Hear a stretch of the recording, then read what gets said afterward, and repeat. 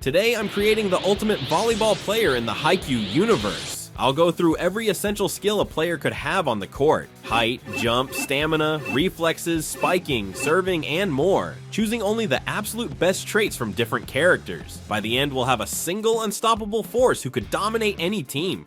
And I'm not talking about a well-rounded player who's just good at everything. I'm talking about a monster that combines the greatest attributes we've ever seen in Haikyuu. But we have two major rules. We can only pick one skill per character. For instance, if we choose Kageyama for setting, we can't take his serve or his blocks later on. We are basing this list only on events that happened before the time skip.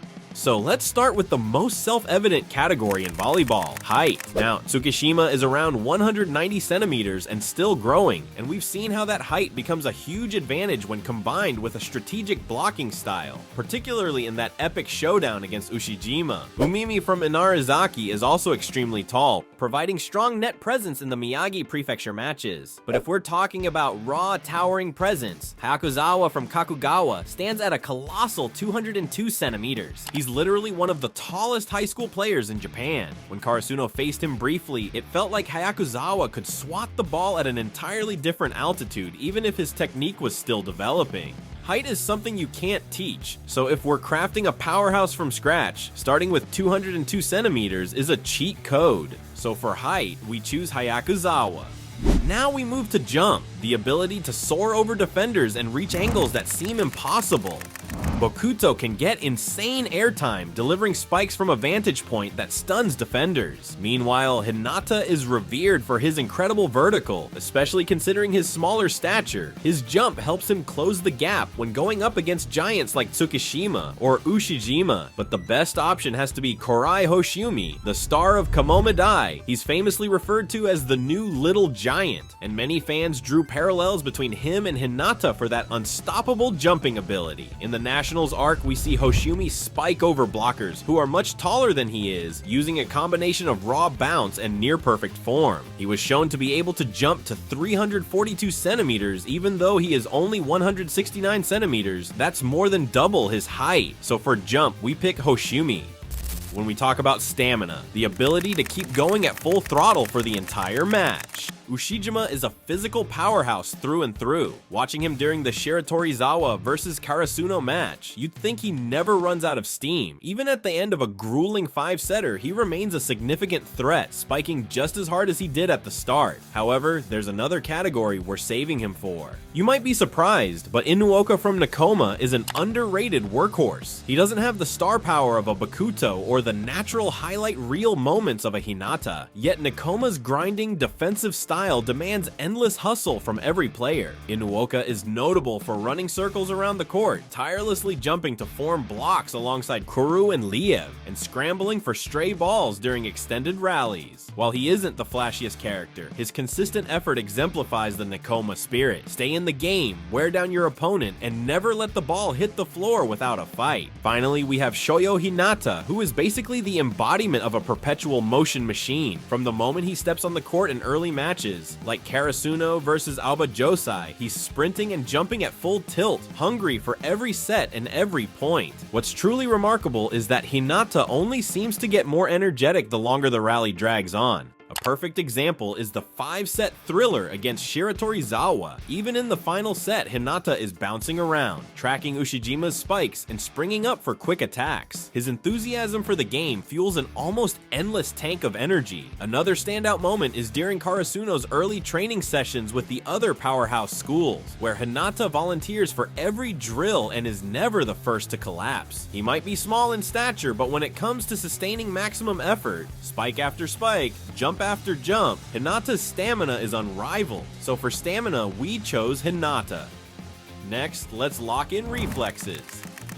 Volleyball at a high level moves at blistering speeds, and players who can react instinctively have a massive edge in digs, serve receives, and those awkward net jousts. We're focusing on liberos here because they specialize in reading and reacting to spikes. Yaku is an incredible defender, often overshadowed by more flashy players, but recognized by Nakoma as their defensive bedrock. Komori, recognized as Japan's #1 high school libero, is also near the top when it comes to reflexes. He can make impossible saves look routine, but we are saving him for another category. Nishinoya has shown a very high level in terms of raw explosive reflexes. He has this fearless approach where he'll dart across the court or throw himself onto the ground to make that last second dig. One iconic moment is during the Shiratorizawa match, when Nishinoya manages to pop up Ushijima's left-handed spike not just once, but multiple times. Karasuno's guardian deity is rarely caught off guard. While Komori might surpass him in technical consistency, Nishinoya's highlight reels of insane one-handed saves, pancake digs, and instantly adjusting to crazy ball trajectories are second to none. So for reflexes, we pick Nishinoya.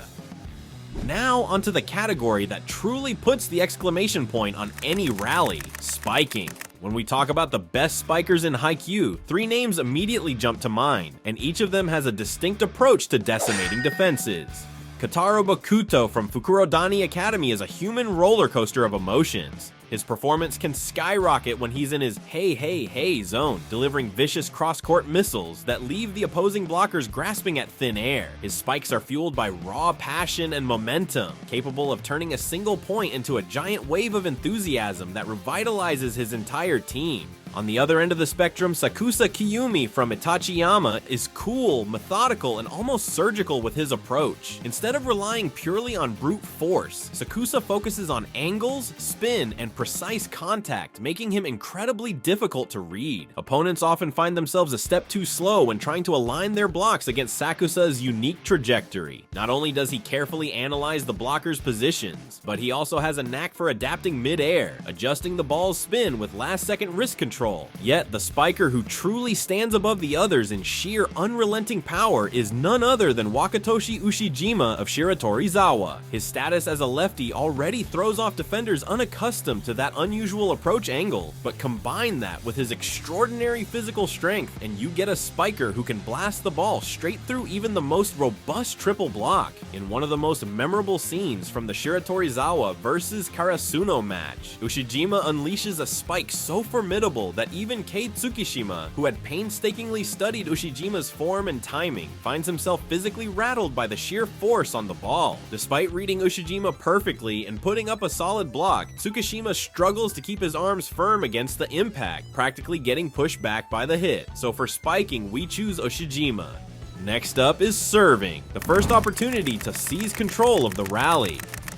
When we think of top-tier servers in Haikyuu, 2 names immediately come to mind: Toru Oikawa and Miya Atsumu. Oikawa has an almost surgical precision when it comes to his jump serve, as shown when he targeted the far corner against Karasuno, and the ball landed just inside the end line. Even elite defenders like Nishinoya struggled to keep the ball in play because of Oikawa's pinpoint accuracy. He consistently showcases this mastery of spin and placement, often catching liberos out of position. On top of that, Oikawa uses mind games. He'll mix up the tempo of his toss, suddenly accelerate his approach, or even direct the serve at the opposition's best passer to stress them out mentally. Meanwhile, Miya Atsumu brings a different but equally terrifying approach. He blends power, placement, and above all, unpredictability. We've seen him in the Inarizaki vs Karasuno match, where his serve alone single-handedly swung momentum multiple times. One rally, he'll fire a bullet that travels so fast it seems to teleport. What makes Atsumu so deadly is his ability to decide on the fly which serve to use based on how he sees the defense align. If a passer seems overly confident in one area, he'll exploit that by changing the serve at the last second, essentially playing mind games with an entire back row. Deciding between these two is tough. Oikawa's sheer precision can unravel even the strongest backcourts, while Atsumu's versatility can mentally exhaust passers trying to guess what's coming. However, Atsumu's wider arsenal of serve types gives him the final edge. So for serving, we pick Miya Atsumu. Alright, we chose our serving ability. Now it's time to choose our receiving ability. You might wonder how receiving differs from reflexes. Reflexes are about those instantaneous, reactive digs, like off a block or unexpected tip. Receiving is specifically about handling serves, which is often more about consistent, technically sound positioning and reading spin. Yaku is Nakoma's defensive beast, an expert at reading the server's form and adjusting accordingly. He rarely gives up free points. But it's Komori, widely recognized as Japan's #1 high school libero, who stands out in this regard. He's known for receiving even the toughest jump serves without panicking. During some of the training camps and glimpses we get of Itachiyama in the manga, Komori effortlessly neutralizes big-name servers. Karasuno's own coaches call Komori the top libero for a reason. Itachiyama is a powerhouse, and their success often starts with Komori's near-flawless receive. So for receiving, we pick Komori. Now for the brain of any offensive system, setting. If we hadn't used Atsumu for serving, he'd be a huge contender here because of his incredible versatility and cunning on the court. But we already locked him in for another category, so we can't consider him. Meanwhile, Toru Oikawa is famous for his uncanny ability to maximize the potential of even average spikers. He fine-tunes his sets based on each hitter's preferences, coaxing out their best. Oikawa's leadership and advanced reading of the game help him orchestrate an offense that can threaten even top-tier teams. But the genius setter recognized by the U-19 Japanese national program is Kageyama Tobayo. His sets are unbelievably precise, whether he's tossing a quick to Hinata or a back set to Asahi. He also demonstrates how he can incorporate speed, power, and unpredictability into each toss. Ultimately, Okawa might bring out the best in a diverse roster, but if we're talking pure setting skill, the edge goes to Kageyama. So for setting, we choose Kageyama. Now let's talk about blocking, the first line of defense in volleyball. It's about timing, reading the setter, and forming a solid wall that can stifle even the best spikers. Tsukishima showed next-level abilities after his iconic roof block on Ushijima's spike, culminating in that goosebump-worthy moment when he shut down the unstoppable ace. He's also extremely analytical, using the spiker's approach speed and jump timing to coordinate the perfect block. In Karasuno's most pivotal matches, especially the clash with Shiratorizawa, Tsukishima's well-timed jumps and clever positioning were key factors in taking points off formidable attackers. Karu is known for being a blocking expert, teaching Tsukishima advanced tactics during their training camps. He's cunning, strategic, and physically strong, using his knowledge of the spiker's tendencies to set up traps at the net. Time and time again, he's showcased how a well-formed block can make even top-tier attackers second-guess their usual shots. Tendo Satori, the self-styled guess monster from Shiratorizawa, takes a more unpredictable approach. With his uncanny knack for reading spikers' approaches, Tendo's guess blocking can feel like outright psychic powers to the opposing team.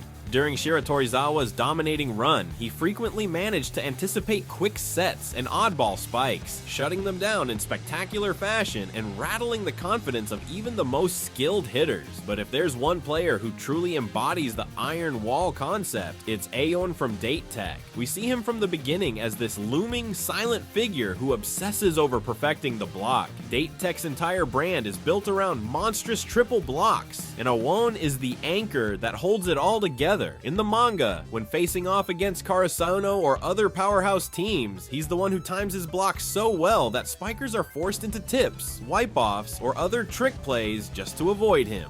So for blocking, we pick On. Finally, we arrive at the IQ category. The court is a complex chessboard, and the players are pieces whose every move can be orchestrated by a master strategist. Tsukishima is known for his meticulous analytical style. Early on, he lacks motivation, but he compensates with a keen eye and a sharp mind. Like when he studied Ushijima's swing mechanics in detail before Karasuno's crucial match against Shiratorizawa. By identifying patterns in Ushijima's approach and angle, he devised precise blocking tactics that became a turning point. Tsukishima's intelligence is best showcased in moments where his calm logic and research turn the tide in Karasuno's favor.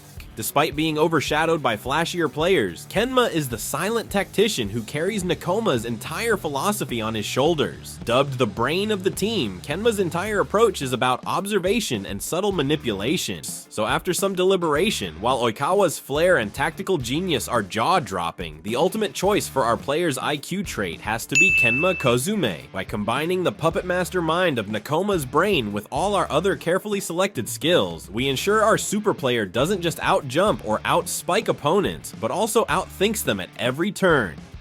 And that's how you create the ultimate volleyball player in Haikyuu history. By combining the best skills from the series' greatest stars, we've effectively built a near-invincible competitor. Sure, synergy, personalities, and intangibles like heart and grit are crucial in real matches. But if you're just going skill for skill, nobody in the Haikyuu universe is gonna keep up with this monstrous super athlete. What do you think? Did we make the right picks for each category, or would you have chosen someone else for certain traits? Maybe Oikawa for setting, or Bokuto for spiking? Let me know in the comments. And while you're at it, like the video and subscribe if you want more anime breakdowns, character comparisons, and in-depth analyses. Thanks so much for watching, and I'll see you all in the next video.